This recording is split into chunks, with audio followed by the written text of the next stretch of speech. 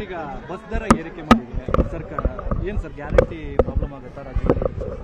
Bus ದರ ಏರಿಕೆಯನ್ನ ಈಗಾಗಲೇ ರಾಜ್ಯ ಭಾರತೀಯ ಜನತಾ ಪಾರ್ಟಿ ವಿಜಯೇಂದ್ರ ನೇತೃತ್ವದಲ್ಲಿ ಈಗಾಗಲೇ ನಾವು ಖಂಡಿಸಿದೀವಿ, ಹೋರಾಟವನ್ನು ಮಾಡಿದ್ದೀವಿ. ಈ ಸರ್ಕಾರಕ್ಕೆ ಗೊತ್ತು ಗುರಿ ಇಲ್ಲ.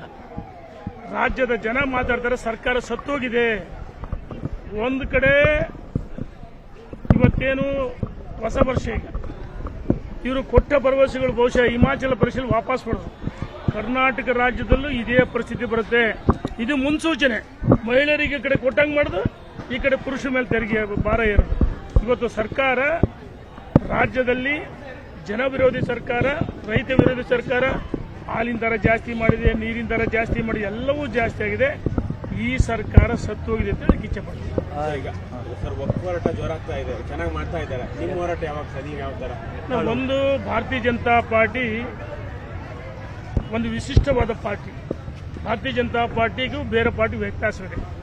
ಭಾರತೀಯ ಜನತಾ ಪಾರ್ಟಿ ರಾಜ್ಯದ ಅಧ್ಯಕ್ಷರು ಮತ್ತು 2 ಜನ ವಿಪಕ್ಷ ನಾಯಕರ ನೇತೃತ್ವದಲ್ಲಿ ರಾಜ್ಯದ ಉದ್ದಗಲಕ್ಕೆ ಪ್ರವಾಸವಾಗಿದೆ.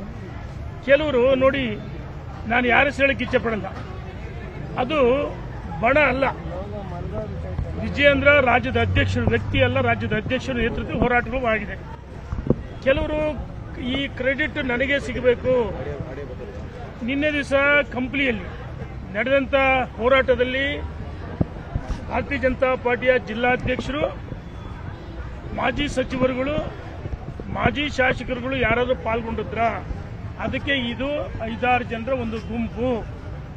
ಇವರು ಕ್ರೆಡಿಟ್ಗೋಸ್ಕರ ಹೋರಾಟ ಮಾಡ್ತಾರೆ ವಿನ ಇವರಿಗೆ ಪಕ್ಷದ ತತ್ವ ಸಿದ್ಧಾಂತ ಗೊತ್ತಿಲ್ಲ. ಭಾರತೀಯ ಜನತಾ ಪಾರ್ಟಿ ಚಿಹ್ನೆ ಇರಬೇಕಲ್ಲ. ಒಂದು ಈ ವಕ್ಫ್ ಹೆಸರಲ್ಲಿ ಹೋರಾಟದ ಮುಖಾಂತರ ಎಲ್ಲ ಒಂದ್ ಕಡೆ ಭಿನ್ನಮತವನ್ನ ಹುಟ್ಟಿ ಹಾಕ್ತಾರೆ, ಸೃಷ್ಟಿ ಮಾಡ್ತಾ ಇದ್ದಾರೆ. ಈ ಭಿನ್ನಮತ, ಇವರು ಭಿನ್ನಮತೀಯರು, ಇವರು ನಿಷ್ಠಾವಂತ ಭಾರತೀಯ ಜನತಾ ಪಾರ್ಟಿ ಕಾರ್ಯಕರ್ತರಾಗಿಲ್ಲ. ನಿಷ್ಠಾವಂತ ಭಾರತೀಯ ಜನತಾ ಪಾರ್ಟಿ ಕಾರ್ಯಕರ್ತರಾಗಿದ್ರೆ ರಾಷ್ಟ್ರೀಯ ನಾಯಕರ, ಸಂಘ ಪರಿವಾರದವರ ಮಾರ್ಗದರ್ಶನ ಪಡೆದು ರಾಜ್ಯದ ಅಧ್ಯಕ್ಷರಲ್ಲಿ ಒಂದು ಸಾರಿ ಅಧ್ಯಕ್ಷರ ಗೋಷ್ಠಿ ಆದ್ಮೇಲೆ ಇವ್ರು ಒಪ್ಕೊಳ್ಳಲ್ಲ ಅಂದ್ರೆ ಹಂಗೆ ಭಿನ್ನಮತಿ ಇರ್ತಾನೆ. ನೀವು ಕೆಲವರು ಯಡಿಯೂರಪ್ಪನವರು ಅಧ್ಯಕ್ಷ ಆಗಿದ್ದಾಗ, ಮುಖ್ಯಮಂತ್ರಿ ಆಗಿದ್ದಾಗ ಇದೇ ರೀತಿ ಕುತಂತ್ರ ಮಾಡ್ತಾ ಇದ್ರು. ಈಗಲೂ ಇವರು ಒಂದು ಅಜೆಂಡೆ ಅಂದ್ರೆ ಯಡಿಯೂರಪ್ಪನವ್ರನ್ನ ವಿಜಯೇಂದ್ರ ಬೈಯೋದು ಒಂದು ಅಜೆಂಡಾ. ಇವ್ರಿಗೆ ಇದು ಬಿಟ್ರೆ ಏನು ಪಕ್ಷನೂ ಬೇಕಾ, ಏನು ಬೇಕಾ ಇಲ್ಲ. ಇವರು ನೋಡಿ, ಯಾರ ಇಷ್ಟು ಜಿಲ್ಲೆಗಳಲ್ಲಿ ಹೋರಾಟ ಮಾಡಿಲ್ಲ. ಭಾರತೀಯ ಜನತಾ ಪಾರ್ಟಿ ಜಿಲ್ಲಾಧ್ಯಕ್ಷರುಗಳು, ಮಂಡಲಾಧ್ಯಕ್ಷರು, ಪದಾಧಿಕಾರಿಗಳು, ಮಾಜಿ ಸಚಿವರುಗಳು, ಹಾಲಿ ಶಾಸಕರು ಪಾಲ್ಗೊಂಡ್ರೆ ಆಯಾ ಭಾಗದಲ್ಲಿ ಯಾರ ಪಾಲ್ಗೊಂಡಿದಾರ? ಇವರೊಂದು ತಂಡ ಗುಂಪು ಮಾಡ್ಕೊಂಡ್ಬಿಡ್ತಾರೆ, ಒಂದು ಭಿನ್ನಮತೀಯರ ಗುಂಪು. ಇನ್ನ ಕೆಲವರು ಹೇಳ್ತಾರೆ, ನನ್ನನ್ನು ರಕ್ಷಣೆ ಮಾಡ್ತಕ್ಕಂಥವ್ರು ದೆಹಲಿಯಲ್ಲಿ ಕೆಲವು ಲೋಕಸಭಾ ಸದಸ್ಯರಿಗೆ ಬಹಳ ಪ್ರೀತಿ ಇದೆ ಅಂತ ಹೇಳ್ತಿದ್ದಾರೆ. ನನ್ನನ್ನು ರಕ್ಷಣೆ ಮಾಡ್ತಕ್ಕ ಕೆಲವು ಲೋಕಸಭಾ ಸದಸ್ಯರು ನಾನು ಕೇಳಕ್ಕೆ ಇಚ್ಛೆ ಪಡ್ತೀನಿ.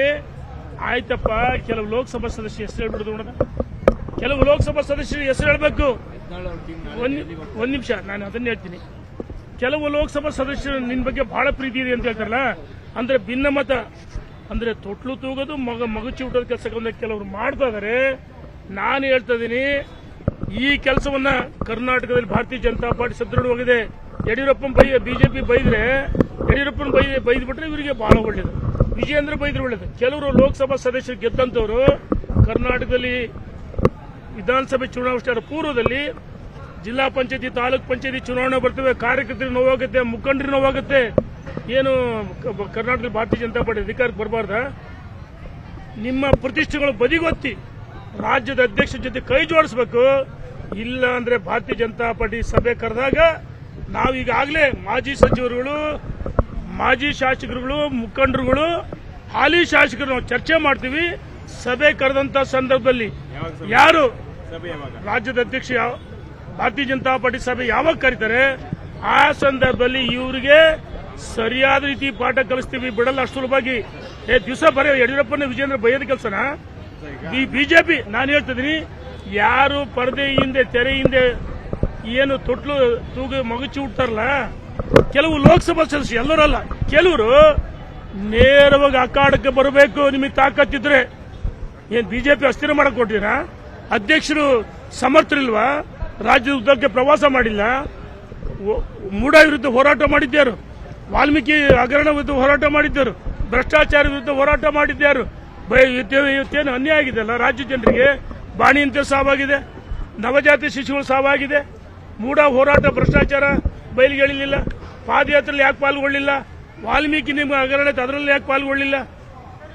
ಪ್ರಿಯಾಂಕಾ ಖರ್ಗೆ ಅವರು ಗುತ್ತಿಗೆದಾರ ಸಾವಾಯ್ತು, ಪ್ರಿಯಾಂಕಾ ಖರ್ಗೆ ಅವರು ರಾಜೀನಾಮೆ ಕೇಳ್ತಿದ್ದೀರಾ? ಇವರೇನು ಎಲ್ಲೋ ಒಂದ್ ಕಡೆ ಜೇಟ್ ಪಟೇಲ್ ಬಹಳ ಚೆನ್ನಾಗಿ ಹೇಳ್ತಾರೆ, ವ್ಯಂಗ್ಯವಾಗಿ ಹಾಸ್ಯಭರಿತವಾಗಿ ಈ ತೋಳನ್ ಕತೆ ಹೋರಿ ಹೋಗ್ತಾ ಇತ್ತು. ಹಂಗೆ ರಾಜ್ಯದ ಅಧ್ಯಕ್ಷ ಬದಲಾವಣೆ ಆಗ್ತಿವ್ರು ಕಾಯ್ತಾರೆ. ಸೂರ್ಯಚಂದ್ರ ಎಷ್ಟು ಸತ್ಯ ರಾಜ್ಯದ ಅಧ್ಯಕ್ಷ ಬದಲಾವಣೆ ಸಾಧ್ಯವೇ ಇಲ್ಲ.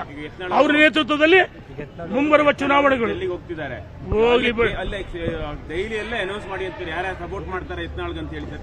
ನಾನು ಹೇಳ್ತಾ ಇದೀನಿ, ಸಚಿವರಂದ್ರಲ್ಲ, ಎಲ್ಲ ಕೇಂದ್ರ ಸಚಿವರಲ್ಲ, ನಾನು ಸಚಿವರ ಬಗ್ಗೆ ಮಾತಾಡಲ್ಲ. ಕೆಲವು ಲೋಕಸಭಾ ಸದಸ್ಯರು ಉಂಡು ಹೋದ ಕೊಂಡು ಹೋದಂತ ಕೆಲವರು ಅದರಲ್ಲ, ನೇರವಾಗಿ ಈ ಭಿನ್ನಮತವನ್ನು ಯಾರು ಬೆಂಬಲಿಸ್ತಿದ್ರೆ ಇದು ನಾನು ಹೇಳಿದ್ದಲ್ಲ, ನೀವು ಹೇಳಿದಲ್ಲ, ಮಾಧ್ಯಮ ಸ್ನೇಹಿತರು ಅವ್ರು ಹೇಳಿದಂತ ಮಾತು. ನನ್ನ ಬಗ್ಗೆ ಕೆಲವು ಲೋಕಸಭಾ ಸದಸ್ಯರು ಬಹಳ ಪ್ರೀತಿ ಇದೆ, ಕೇಂದ್ರದಲ್ಲಿ ನನ್ನ ರಕ್ಷಣೆ ಮಾಡ್ತಾರೆ, ನಿನ್ನನ್ನು ರಕ್ಷಣೆ ಮಾಡ್ತಕ್ಕಂಥವ್ರು ಯಾರು ಬಹಿರಂಗ ಅವರು ಬರಬೇಕು, ಇವ್ರು ಹೇಳ್ಬೇಕು. ಇಲ್ಲ ಅಂದ್ರೆ ನಾಳೆ ನಡೆಯುವ ಯಾವ ಸಂದರ್ಭದಲ್ಲಿ ಪಕ್ಷದ ಸಭೆ ಕರೆದಾಗ ಅಂತವ್ರು ಪ್ರಶ್ನೆ ಮಾಡ್ತೀವಿ. ಈ ಭಿನ್ನ ಮತಕ್ಕೆ ನೀವೇ ಕಾರಣ ಅಂತ ನೇರವಾಗಿ ಹೇಳ್ತೀವಿ ಅವರಿಗೆ.